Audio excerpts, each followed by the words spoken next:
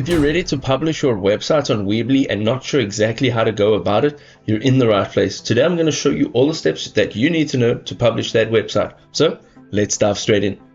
So you've gotten now to the stage where you are ready to publish. You're going to go and click on edit site, and this is where it's going to happen. So you're in your website editor, all right, in your builder. And on the top right hand side, once this page is loaded, you will find an upgrade and a publish. So you want to go ahead and click on publish.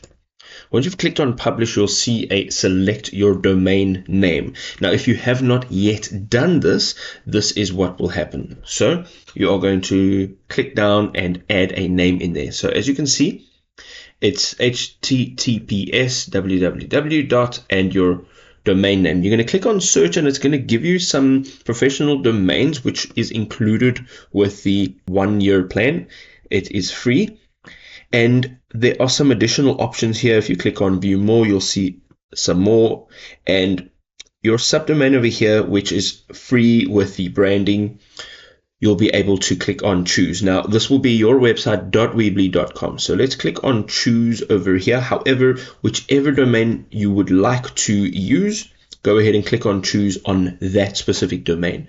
Over here, you can see it says subdomain setup complete right over here. There it is. Let's say Control C to copy that, and let's click on done. This will take a few seconds to actually publish. Here you can share it.